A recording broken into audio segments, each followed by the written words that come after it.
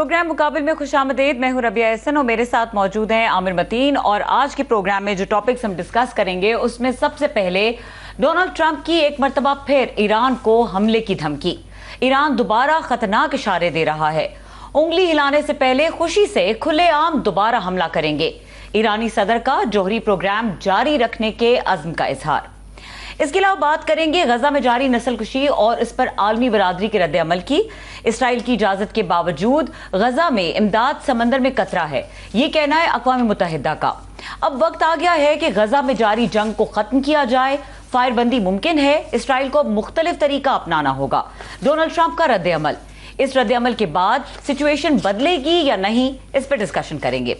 इसके अलावा बात करेंगे 9 में मुकदमात में सजा याफ्ता तहरीक इंसाफ के सेनेटर एजाज चौधरी, पंजाब असम्बली में ऑपोजिशन लीडर अहमद भज्जर और अहमद चट्ठा नाअहल।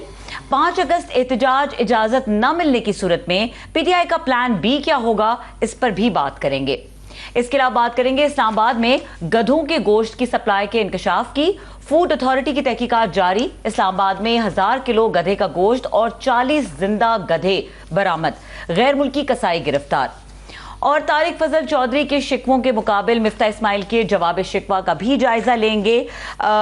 आमिर साहब, स्टार्टिंग फ्रॉम जो ये हो रही है, पूरी एक सिचुएशन क्रिएट हुई हुई है मशरिक़ वस्ता में और जिस तरह से तेज़ी से ये डेवलप हो रही है, अब इसमें जो सवाल उठ रहा है वो ये उठ रहा है कि एक बड़ा प्रेसिडेंट ट्रंप ने एक थ्रेटनिंग सा स्टेटमेंट दिया है, सख्त बयान जारी किया। फिर जो ईरान के सदर हैं उन्होंने भी सख्त रद्द अमल दिया है इसका। आपकी बड़ी इसके ऊपर गहरी नज़र होती है। आप ये बताइएगा कि ये situation is it actually ripening और इट्स द यूजुअल बिजनेस?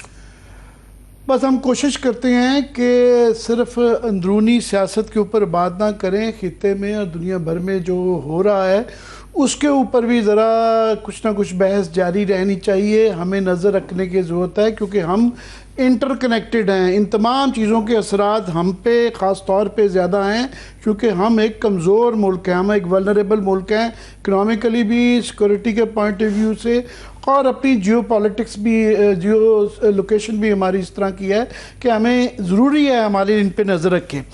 अब ये जो मिडल ईस्ट में हो रहा है और दुनिया भर में उसके मतलब जो बात की कर रही है, अच्छी बुरी खबरें हैं। अच्छी खबर ये है कि गाज़ा के अंदर जो एक जुल्म हो रहा है, 50-60 हज़ार लोग शहीद हो चुके हुए हैं, आधे से ज़्यादा बच्चे हैं और आदत पड़ गई है हमें 2-3 साल से देखने की, और वो ख़बर भी नहीं रही कि वो अपनी रोटी पानी के लिए आते हैं, बुनियादी चीज़ें खाने पीने की अशिया के लिए भी, तो उस वक्त भी गोलियां चलाई जाती हैं, बच्चों पे गोलियां चलाई जाती हैं। मगर अभी थोड़ी सी वो जो कहते हैं टाइड इज़ टर्निंग, थोड़े से हालात बदल रहे हैं कि दुनिया में वो सफाकी इतनी ज़्यादा बढ़ गई है कि उसको दबाना और छुपाना बड़ा मुश्किल हो गया है। और टाइड इसलिए बदल रही है कि आप देखें, पहले जो है फ्रांस के सदर जो मैक्रोन हैं, उन्होंने कहा है जी हम फ़लस्तीन को सितंबर में यूनाइटेड नेशंस की उसमें वो एज टू नेशन जो वो है फ़लस्तीन को रियासत के तौर पे वो कबूल करने जा रहे हैं। उसके बाद आज जो बरतानवी वज़ीर आज़म हैं स्टारमर जो है, उन्होंने बड़े सख्त अल्फाज में एक किस्म की तंबीह इसराइल की है और बहुत ज़्यादा गज़ा में इस वक्त जो जुल्म है, ये बरतानिया में भी इस तरह का सुनने में पहले नहीं आया जिस तरह का बरतानवी प्राइम मिनिस्टर ने जिन अल्फाज में उसकी मजम्मत की है और उसके मतलब कुछ करने का कहा गया है। और मज़ीद ये है कि 221 बरतानवी अरकान पार्लियामेंट ने वज़ीर आज़म को ख़त लिखा है कि फ़लस्तीनी रियासत को तस्लीम किया जाए। अब ये बहुत बड़ी तादाद है ब्रिटिश पार्लियामेंट की जो वो कह रहे हैं कि आज ही हमारा बरतानिया से इसलिए भी ज़रूरी है कि बरतानिया का बेलफर डिक्लेरेशन और तारीखी मैंडेट की रोशनी में ये इन्हीं की वजह से इसराइल बना हुआ है, तो हमारी ज़िम्मेदारी है कि हम इसका 2 रियासती हल निकालें। तो बरतानिया से ये वाला आना और तकरीबन कोई और भी आवाज़ें 20 के करीब जो हैं वो यूरोपियन मुल्क हैं जिनकी तरफ से गाज़ा के हक़ में और वहाँ पे जुल्म व सितम के ख़िलाफ़ जो है बड़ी वाशगाफ अल्फाज के अंदर मजम्मत की जा रही है और आवाज़ें उठ रही हैं। सो ये एक तब्दीली जा रही है, ये तो थी अच्छी। बुरी खबर ये है कि आज भी जो मैं फिगर्स देख रहा हूँ कि अभी भी जो गाज़ा में इसराइल के मज़ालिम अभी भी जारी हैं और मज़ीद आज 55 फ़लस्तीनी शहीद हुए हैं और मुख्तलिफ़ मकामात पे इमदाद के मुंतज़िर लोग जो हैं लाइनों में लगते हैं और उन पर गोली चला दी जाती है, जिससे कि टेंशन अभी जारी है, जुल्म सितम जारी है।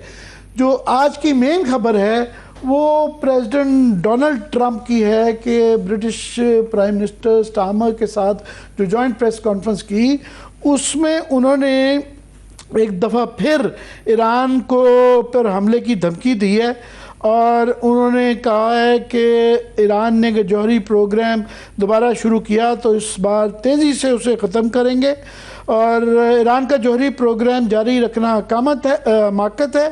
ईरान की जौहरी सलाहियत मिटा दी, ईरान दोबारा ख़तरनाक इशारे दे रहा है, नास्टी का लफ्ज़ उन्होंने यूज़ किया। जौहरी सलाहियत पर दोबारा काम शुरू हुआ तो उंगली से हिलाने से पहले सफाया कर दिया जाएगा और ये ईरान की तरफ से ख़तरनाक सिग्नल्स आ रहे हैं। ईरान पर खुशी से खुलेआम दोबारा हमला करेंगे। अब ये प्रेसिडेंट ट्रंप की तरफ से ये वाशियाफ अल्फाज में ये कहना और साथ में अभी आप अपने इब्तिदाइये में पढ़ रही थी कि इसी तरह ही इसराइल के जो वज़ीर दफ़ा उन्होंने कहा है कि जनाब वो ईरानी सुप्रीम लीडर को बराह रास्त निशाना बनाने की उन्होंने धमकी दी है कि जी हम उनको बराह रास्त निशाना बना के मार देंगे। और दूसरी तरफ से ज़ाहिर है ईरान की तरफ से भी वो अपना उनका जो पोजीशन है कि वो अपना जौहरी प्रोग्राम रखेंगे और वो पीछे नहीं हट रहे हैं। इस दौरान में दोनों तरफ से अभी जंग की तरफ बढ़ावा नज़र आता है कि ये धमकियां इसराइल और अमेरिका की तरफ से अब आ गई हैं और हाल ही में ईरान और रशिया ने अपनी जॉइंट नेवल एक्सरसाइजेज जो हैं वो कैस्पियन सी में की हैं और आज ही जो है यमन के हुसियों का भी इसराइल जाने वाले जहाज़ों को निशाना बनाने का ऐलान। सो दोनों तरफ से जो मुतहारिब ग्रुप हैं ईरान और उसके एलाइज, जिसके अंदर अब ज़्यादा रशिया ज़्यादा थोड़ा सा ओपनली है, चीन जो है पीछे रह के जो है अल्फाज की हद तक ब्रिक्स की स्टेटमेंट आगे आई है नाम लिए बगैर अमेरिका और इसराइल का, उन्होंने मजम्मत की ईरान के ऊपर हमले की। तो ये एक सूरत हाल है जिसकी वजह से लगता है कि गाज़ा के अंदर ह्यूमैनिटेरियन एड तो जा रही है मगर उस पर ब्रिटिश प्राइम मिनिस्टर ने भी उसकी मजम्मत ज़रूर की वहाँ पे जो जुल्म सितम हो रहा है, मगर उन्होंने भी कहा कि हमास के कोई भी सेटअप ऐसा कबूल नहीं होगा गाज़ा के अंदर जिसके अंदर हमास शामिल हो। तो अभी वहाँ भी लुबे लबाब ये है कि गाज़ा का भी जो सीज़ फायर है नहीं, अगर होता है तो वो भी उसका कोई इस बात का जो है इम्कान हो सकता है कि वो पायदार ना हो। और ईरान के साथ जो जंग के ख़तरात हैं वो भी अभी मुंडला रहे हैं और हमारे लिए ये बड़ा अहम है कि इस पे ऊपर नज़र रखें कि दोनों तरफ से कोई अच्छी चीज़ें बुरी चीज़ें, मैंने मिक्स्ड एक पिक्चर पेश की है कि बिल्कुल लोगों की नज़र में गाज़ा आया भी है मगर अभी वहाँ पे ख़तरा टला नहीं है।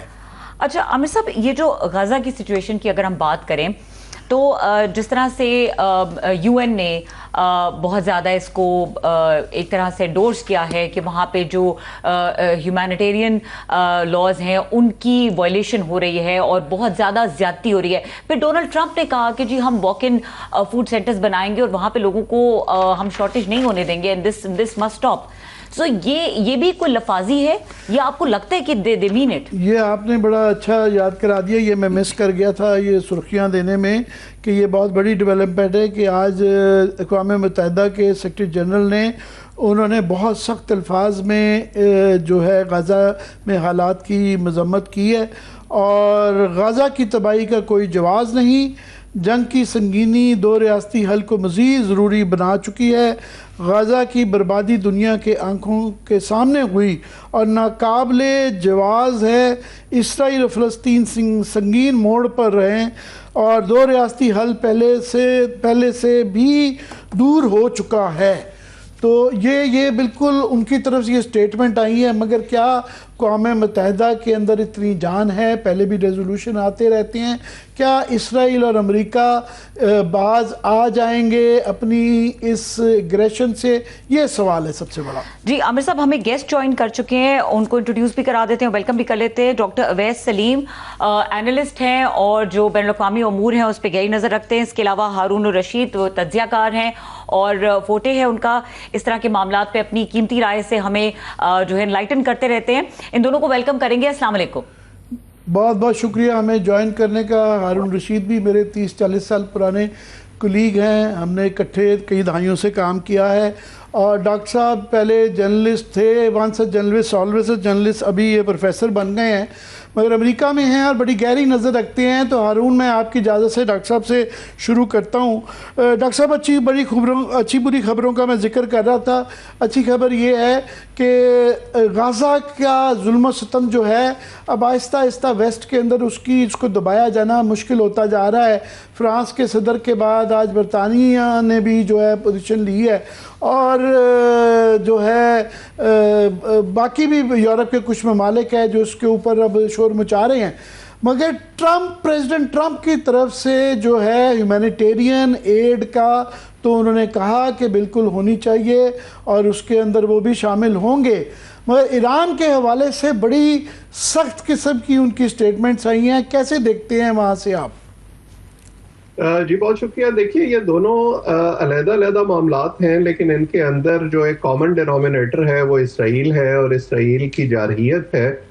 पहले गजा की बात कर लेते हैं। आपने दुरुस्त कहा कि दुनिया जो है वो अब मुख्तलिफ एक नज़र से देखना शुरू हो गई है, ख़ास तौर पे जो यूरोपियन ममालिक हैं, और यूरोपियन ममालिक ईरान के मामले में भी शायद अब उस तरह से जो इसराइल की एक मुसलसल जारहियत है, शायद थोड़ी सी डिस्टेंस कर रहे हैं अमेरिका और इसराइल से अपने आप को। पिछले हफ्ते हमने देखा कि जर्मनी, फ्रांस और दीगर ममालिक के साथ ईरान के मुज़ाकरात भी हुए, अगरचे वो नतीजा खेज नहीं हुए।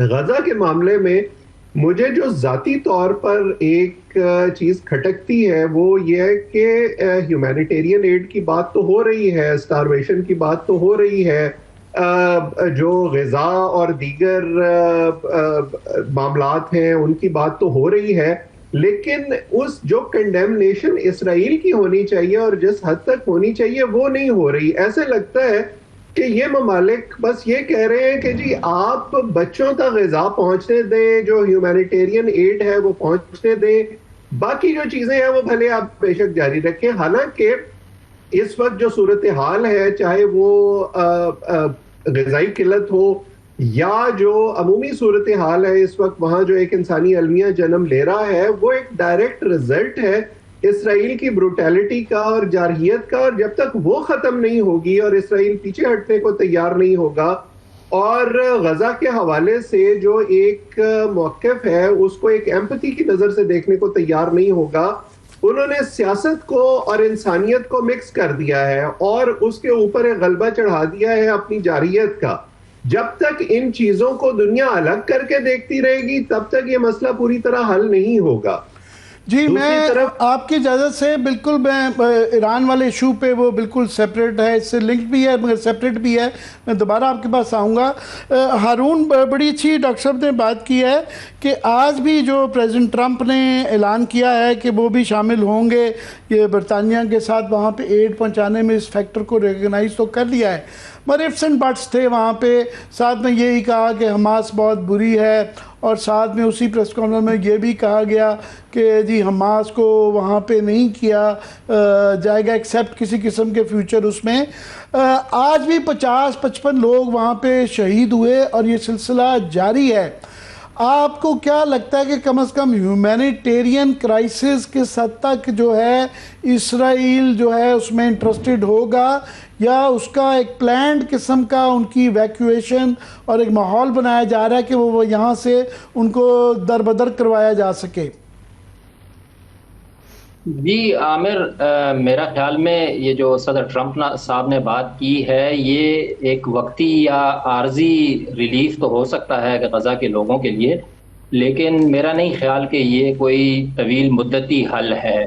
हमने देखा कि इसराइल और अमेरिका ने इससे पहले भी ये जो 4 सेंटर वहाँ बनाए गज़ा ह्यूमैनिटेरियन फाउंडेशन के, और जो वहाँ पर इस वक्त इमदाद तकसीम कर रही थी, अगर आप अंदाज़ा लगाएं पिछले 1-1.5 माह में सिर्फ उन सेंटर्स के करीब कोई 700 के करीब जो फ़लस्तीनी हैं वो मारे गए हैं, जब वो भूख और अफलास की शक्ल में वहाँ पर इमदाद के लिए पहुँचते थे, उनका क्या वहाँ पर हाल होता था।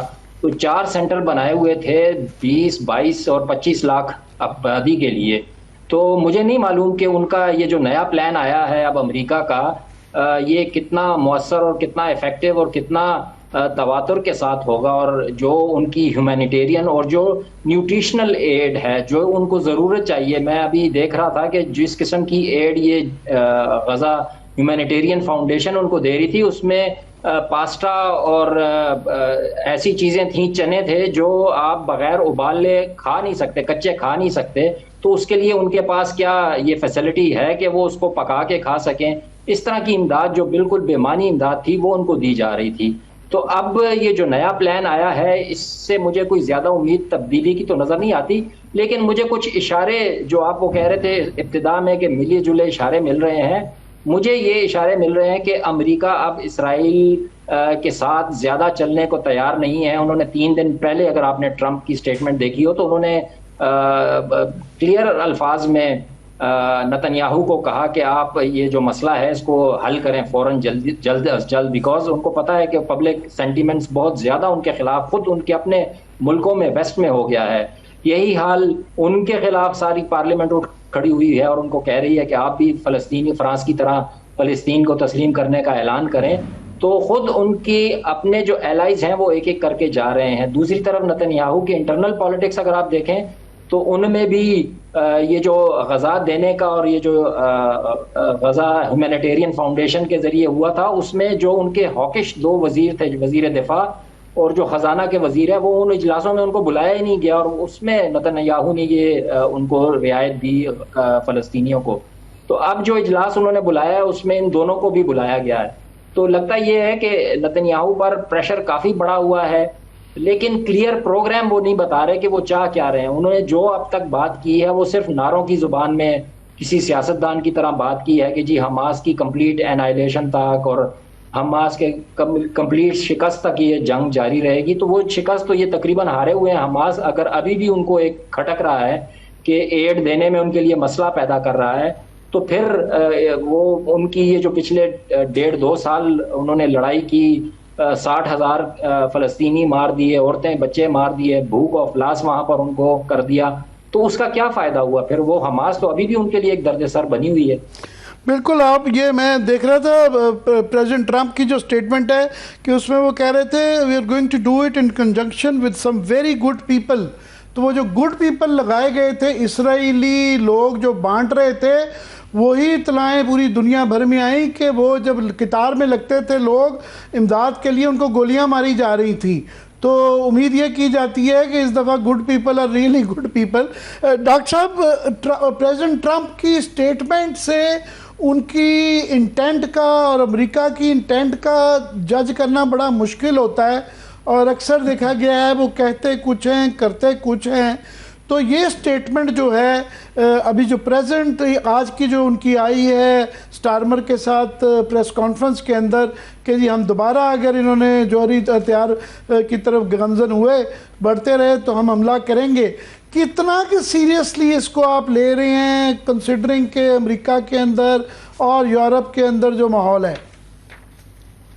देखिए, अमेरिकी फॉरेन पॉलिसी में जो 2 ममालिक हैं जिनसे चाहे कोई भी हुकूमत हो, डेमोक्रेट्स हो या रिपब्लिकन्स हो, हमें मुसलसल ये सुनने को मिलता है कि उनसे अमेरिका को ख़तरा महसूस होता है और एक जारियत का माहौल रहता है। वो एक चीन है और दूसरा ईरान है, और ईरान इसलिए उसमें बार बार फीचर करता है, और ये ख्वाहिश ज़रूर है सदर ट्रंप की, वो इसका क्रेडिट भी लेना चाहते हैं कि वो सुलह करवा दें दोनों मुल्कों की और ये मामला हल हो, सीज फायर पर अमल हो।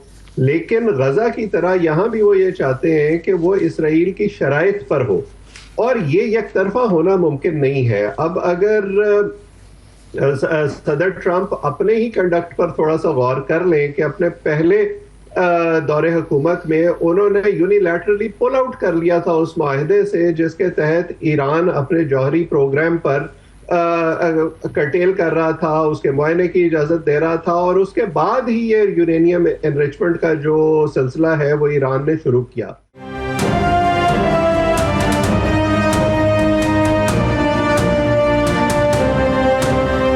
साहब, प्रेसिडेंट ट्रंप ने बहुत क्रेडिट लिया था कि उन्होंने वाइप आउट कर दिया है और कमाल कर दिया है उनकी फोर्सेस ने। इतना बड़ा क्रेडिट लेने के बाद दोबारा ये बनाना कि नहीं जी वो तबाह नहीं हुआ और ये दोबारा उसी राह पे गामजन है, केस बनाना उनके लिए कितना मुश्किल होगा। और मैं उसमें, क्योंकि आप अमेरिका में बैठे हैं, पाकिस्तान का भी जो है ना उस हवाले से भी करना चाहूँगा कि प्रेसिडेंट हमारे वज़ीर ख़ारजा इसहाक डार अमेरिका में हैं और उस पर बड़ी चहमगोइयाँ हो रही है। पिछली दफ़ा ईरान के अंदर उनकी पार्लियामेंट में जो है पाकिस्तान का बहुत शुक्रिया अदा किया गया। अब ये जो वहाँ से पाकिस्तान और अमेरिका के ये हाल ही में मुलाकातें और बड़ी जो एक जेस्चर्स का एक्सचेंज हो रहा है, उसका क्या, कैसे देखते हैं उसको? देखिए, उसमें दो चीजें हैं। एक तो ये कि जो क्लेम्स हैं सदर ट्रंप के वो हमेशा ऐसे ही होते हैं, उसके अंदर एक मुबालगे का आंसर होता है, लेकिन जो ईरान पर हमले के हवाले से उनके दावे थे, इंडिपेंडेंट रिपोर्ट्स ने उनकी नफी की है। और आपने बिल्कुल सही कहा कि अगर वाकई सारा इंफ्रास्ट्रक्चर तबाह हो गया होता है ईरान में जिससे खतरा है इसराइल को, तो फिर शायद दोबारा ये करने की जरूरत ना पड़ती। लेकिन दूसरा जो उसके साथ पहलू है वो ईरान में एक मतलूबा रेजीम चेंज का भी है, जिसका अभी जो इसराइली वजीर खारजा ने ताज़ा बयान दिया है उसमें भी उसकी तरफ इशारा किया गया है कि वो वहाँ इशारा नहीं, सीधी आज धमकी दी है कि उनके वजीर दिफा ने कि हम आयतुल्लाह खमेनी को जो है मार देंगे। जी बिल्कुल। जब तक वहाँ एक ऐसी हुकूमत कायम रहती है जिसका मौक़िफ़ जो है वो इसराइल के साथ अलाइन नहीं होता और एक मुखासमत की फ़ज़ा कायम रहती है, मेरा ख्याल है कि आपको इस तरह के बयानात और आगे चल के हमलों का सिलसिला नज़र आता रहेगा। पाकिस्तान के रोल की जहाँ आपने बात की, मैं हमेशा से ये समझता हूँ कि पाकिस्तान ने जो एक ट्रेडिशनल बैलेंसिंग एक्ट किया है दुनिया में, जहाँ कहीं भी चाहे ईरान और सऊदी अरब का आपस का झगड़ा हो या ईरान और अमेरिका का झगड़ा हो, तो दोनों को साथ लेकर चलने की कोशिश की है। अब इस वक्त अमेरिका के अंदर एक ऐसी हुकूमत है जो माई वे और द हाईवे पे यकीन रखती है और वो ये चाहते हैं कि आप अपना वजन उनके पलड़े में डालें। हारून, ये एक बड़ा फ़र्क नज़र आया आज इसहाक डार साहब की जो फ़ॉरेन ऑफिस की स्टेटमेंट आई और अमेरिका की तरफ से जो आई। हमारी तो बड़ी उसके अंदर ये तासुर दिया गया कि जिस तरह घंटों बात होती रही और बड़ी एक तकरीबन सब इश्यूज़ पे बात हुई। उनका बड़ा मुख्तसर था जो मार्को रूबियो की जो उन्होंने ट्वीट की है एक्स के ऊपर, उसके अंदर सिर्फ दो बातें हैं कि हमने जो है काउंटर टेररिज्म और जो है रेयर मिनरल, रेयर तो नहीं उन्होंने यूज़ किया, उन्होंने कहा इंपॉर्टेंट मिनरल्स के ऊपर हमारी बातचीत हुई। तो आप बहुत नज़र रखते हैं केपी के ऊपर भी ख़ास तौर पे कि ये जो वहाँ पे ये तासुर दिया जाता है कि हमने उनको मिनरल्स के हवाले से रेयर के पता नहीं क्या यकीन दहानियाँ कराई हैं। आपको आसान लगता है कि ये सारा कुछ सब कुछ ऐसे ही अमेरिका के लिए हम ये माहौल प्रोवाइड कर देंगे? देखें, मुश्किल है। मेरा ख्याल में पाकिस्तान का किरदार एक रहा है अमेरिका के साथ काफ़ी अरसे से एंटी टेररिज्म रिलेटेड, और अमेरिका की ज़रूरत भी पाकिस्तान को सिर्फ इसी बड़े मकसद के लिए है कि तालिबान, अलकायदा और दाइश, ये सारे जो अफ़गानिस्तान और इस रीजन में पाए जाते हैं, इनको उधर ही कंटेन किया जाए और इनको वहाँ से निकलने या कहीं और कार्रवाई करने की सलाहियत उनकी ना रहे। तो इसमें तालिबान भी किसी हद तक उनके साथ कोऑपरेट कर रहे हैं और पाकिस्तान के लिए भी यही एक ऑप्शन है। पाकिस्तान के लिमिटेड अपने मसले भी हैं टीटीपी के अफगानिस्तान के साथ, और वो उसमें भी खुद भी कुछ किस हद तक बेबस नज़र आता है कि अफगान तालिबान अभी कुछ गर्मजोशी दोनों के दरमियान आई है, लेकिन वो भी वाजे नहीं कि उसमें टीटीपी का क्या फैसला हुआ है दोनों ममालिक के दरमियान, कि वो उसके साथ कैसे निपटेंगे। तो जहां तक टीटीपी की बात है, टीटीपी ने अभी तक तो कोई एंटी अमेरिकन सेंटिमेंट्स या ऑपरेशंस की धमकी नहीं दी है। वो ज़्यादातर पाकिस्तान फोकस्ड ही है और उसका ज़्यादा फोकस पाकिस्तानी सिक्योरिटी फोर्सेस ही हैं। तो मुझे नहीं पता कि डार साहब के साथ उन्होंने फिर और क्या एंटी टेररिज्म किस किस्म की बात की होगी, लेकिन पाकिस्तान का किरदार ईरान की हद तक रहा है माजी में, और ख़ुद हमारे इंटीरियर मिनिस्टर मोहसिन नकवी साहब ने भी पिछले दिनों कहा था कि जी इसके पीछे भी वर्दी है। तो वर्दी का किरदार भी है जो टेंशन और जंग रुकवाने में अमेरिका, इसराइल और ईरान की। जी डॉक्टर साहब, क्या कहेंगे हारून के नुक्ता नज़र से? आप एग्री करते हैं, डिसएग्री करते हैं?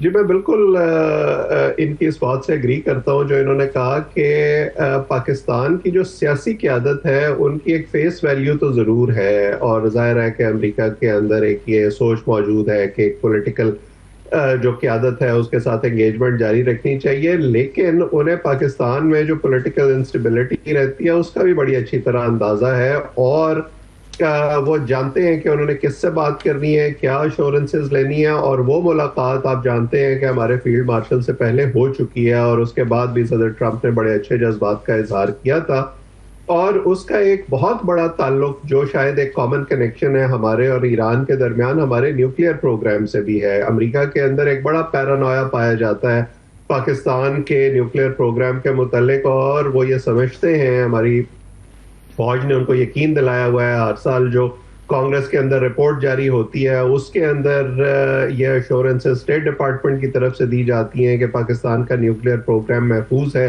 और उसके गलत हाथों में पड़ने के इम्कानात नहीं हैं। सो इस सिलसिले में भी जो बात होगी या हुई होगी अभी तक, वो अस्करी क़यादत से ही हुई होगी। और डार साहब ने बस ये 2 सफ़े की जो प्रेस रिलीज फॉरेन ऑफिस ने इशू कर दी है, वो तो लगता है सारा कुछ ही उन्हीं ने डिस्कस किया है, और रूबियो की दो लाइनें हैं, उनके 2 सफ़े हैं।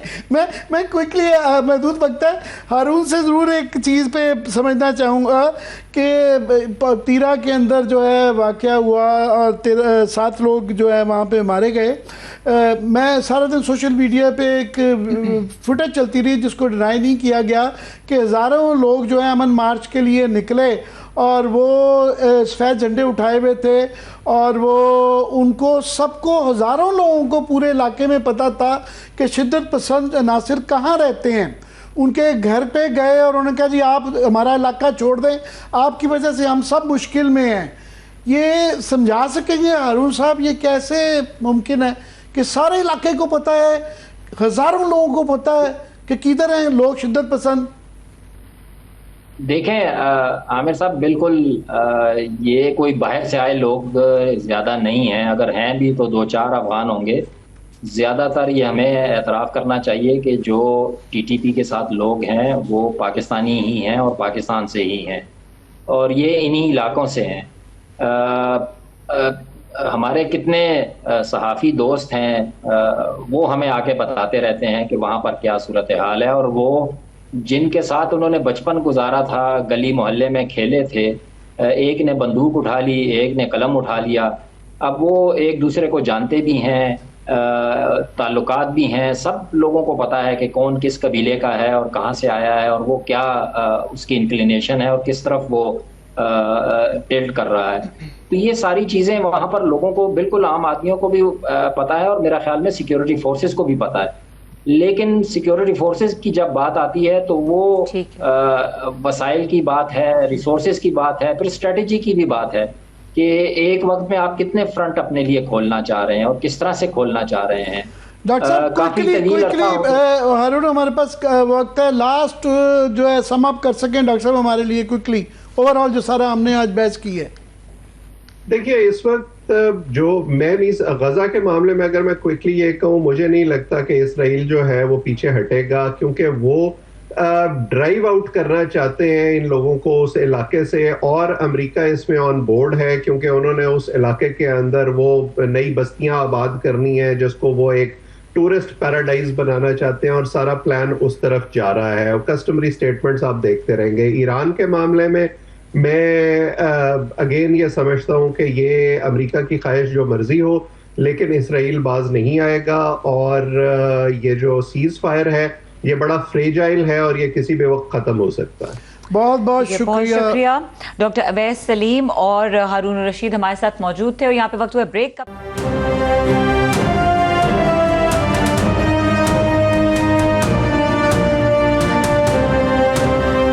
Welcome back. और आमिर साहब बात करेंगे ये जो 9 में मुकदमात में सजा याफ्ता एजाज चौधरी साहब हैं, अहमद भच्चर हैं, अहमद चट्टा हैं, ये अब इनको डिस्क्वालीफाई भी कर दिया इलेक्शन कमीशन ने।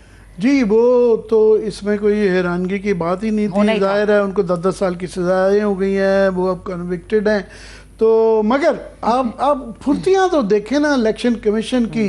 वो अपने ट्रिब्यूनल जो हैं वो 1.5 साल हो गया है इलेक्शन के, अभी तक जो हैं वो महीनों पड़े रहते हैं, उसके फैसले नहीं आते हैं। वो जो अपना काम, असली काम है, वो छोड़ के जहाँ पे उनका अपना इंटरेस्ट होता है कि ओवरनाइट फाइल एक दिन भी नहीं टिकती, उसको पहिए लग जाते हैं। और उन्होंने जो है ना फौरी तौर पे डिस्क्वालीफाई भी कर दिया। अब जो है सेनेट के अंदर जो है चौधरी एजाज की जगह पे, क्योंकि वो पंजाब से हैं तो बाई इलेक्शन भी क्विकली होगा। और वो अल्हम्दुलिल्लाह पीटीआई की जगह, क्योंकि मेजॉरिटी अक्सरियत वहाँ पे नून लीग की है, तो एक नून लीग का सेनेटर का भी इजाफा होगा। हाँ, अलबत्ता जो बाई इलेक्शन होंगे मियाँ वाली में भच्चर साहब की जगह पे और वज़ीराबाद में अहमद चट्टा साहब की, वो इंटरेस्टिंग होंगे विद ऑल देयर पावर। और जो जिस तरह बाई इलेक्शन पिछलों का हमने हाल देखा, मगर मियाँ वाली में इतना आसान नहीं होगा जुल्लू फेरना। और वज़ीराबाद में भी जो है अहमद चट्टा साहब जो हैं वो ज़ाहिर है हामिद नासिर चट्टे का ख़ानदान है, तो वो भी तो वहाँ तगड़े आदमी हैं। सो वो नज़रें होंगी, इस पर एक्सपेक्टेड नहीं। हाँ, अब इसका ये मैसेज तो बेसिकली ये भी गया कि 5 अगस्त के जो लीडरशिप है सारी, और क्योंकि नज़रें सारी पंजाब के अंदर हैं, तो पंजाब के अंदर लीडर ऑफ द अपोजिशन भी फारिग हो गए, बाकी लोग भी या सज़ाएं दी गई हैं या वो धर लिए गए हैं या धर लिए जाएंगे। अब वो कह रहे हैं कि जी हमने 5 अगस्त को जो इजाज़त नहीं मिली, जो कि 100% इम्कान है कि नहीं मिलेगी, तो प्लान बी होगा।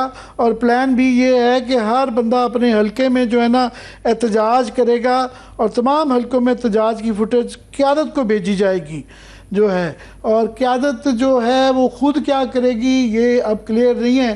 पर बहरहाल सबसे बड़ा सवाल ये है कि पीटीआई अब ये जो 5 अगस्त तक क्या कर पाती है। क्या ये ऊ वाला एहतजाज होगा या कोई जानदार एहतजाज कर पाएंगे, और अगर कर भी पाएंगे तो उसको ट्रांसलेट कैसे करेंगे एक पॉलिटिकल प्रेशर बनाने में कि उनके लिए कोई आसानियां नजर आएं, क्योंकि गवर्नमेंट इस वक्त लगता है तुली हुई है, वो पीछे नहीं हट रहे। लुकिंग एट दिस आमिर साहब, ये देखिए ये जो जिस किस्म का ये स्ट्रैटेजी बता रहे हैं कि फुटेजेस बनाएंगे, अपने अपने हल्के में निकलेंगे, टोलियों की सूरत में निकलेंगे, ये पहले हो चुका हुआ है। और इससे क्या अचीव हुआ था? ये either they have to have a firm plan और एक स्ट्रॉन्ग स्ट्रैटेजी हो, इस किस्म की तो आई एम श्योर कि ये जवाब तो वो बेहतर दे सकते हैं। उन्होंने बड़ा सोच विचार पे कि ये प्लान बनाया होगा, प्लान बी, पता नहीं प्लान सी और डी क्या होंगे। मगर बात यह है कि सारे ही प्लान तैयार करके देख लिए, इस्लामाबाद वाला मार्च करके भी देख लिया, और अब जो है अपने अपने हलके में करना है। सो ये बहुत बड़ा सवाल होगा, मैं उसको प्री जज नहीं करना चाहूँगा कि वो क्या करेंगे।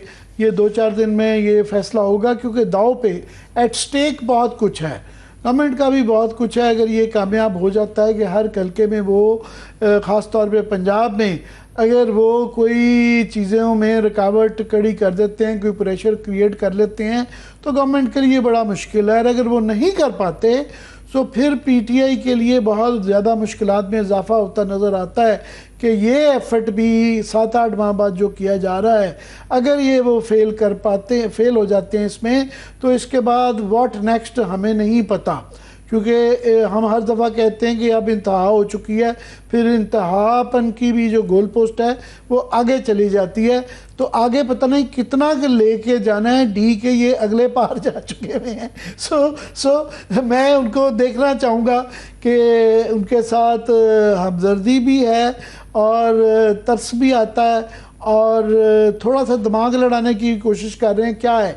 सो मैं 3-4 दिन इंतजार करूंगा कि हो सकता है उन्होंने कुछ ना कुछ प्लान किया हो। ठीक है आमिर साहब, मूविंग टू द नेक्स्ट, एक बड़ी डिस्टर्बिंग खबर पिछले दिनों हम इसके ऊपर बात भी करते रहे, सब बात करते रहे, जो बलूचिस्तान में वाक़या हुआ ऑनर किलिंग के नाम पे, और जिस तरह से सफाकाना तौर पे एक खातून का एक मर्द का कत्ल हुआ। अब हमने देखा है कि रावलपिंडी में गैरत के नाम पे कत्ल, और जिस तरीके का ये टॉर्चर है, जिस तरीके की ये हकायक हैं, ये लगता नहीं है ये इंसानों की दुनिया है। ये हमारे प्रोग्राम में तारा अब्दुल्ला ने बड़ी अच्छी बात की थी कि ये गैरत का कत्ल नहीं कहना चाहिए, इसको बेगैरती का कत्ल कहना चाहिए। अभी हाल ही में ये जो बलूचिस्तान के अंदर वाक़या है वो अभी तक भी लोगों के दिमाग से वो हिला नहीं है।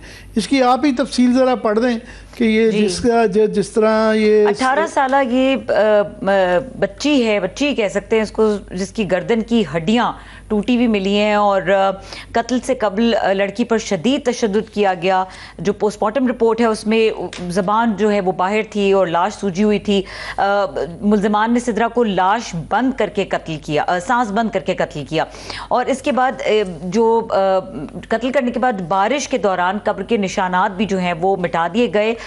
जरगे ने तदफीन की निगरानी की। और मुल्ज़िमान में जो है मकतूला का वालिद, भाई, चचा, साबिक शौहर और जिरगे के सरबराह शामिल है, घर के सारे ही लोग शामिल हैं। तो ये सिर्फ बलूचिस्तान और सिंध में नहीं, ये जो है पंजाब में भी ये हो रहा है, और पंजाब में भी, सेंट्रल पंजाब में आप देखें हो रहा है। और तो जरगा ये तशद्दुद भी अप्रूव करता है। अगेन जैसे उसके अंदर ये कहा गया कि उस लड़की की ज़वाजी रिश्ता नहीं था जो मकतूल था उसके साथ, यहाँ भी यही कहने की कोशिश की गई कि उनकी पहले शादी हुई हुई थी, और जो है उनके जो अभी तफसीलात आ रही हैं कि उन्होंने ज़ुबानी तलाक उसको दे दी थी। तो ये एज इफ़ ये इस तरीके से ये बयानात दिए जाते हैं कि जिससे ये तासुर मिलता है कि उसको उसके कत्ल को जस्टिफाई किया जा रहा है कि जी वो कोई वजह, शायद विक्टिम का ही कसूर था, किसी का भी कोई हक नहीं है कि कोई साहब अगर विक्टिम का कसूर था तो एक और बड़ी डिस्टर्बिंग वीडियो है, वो जो एक बच्ची की कसूर की बच्ची की, वो तो बस जो है हमने तो लोगों ने ब्लर करके कुछ दिखाई है।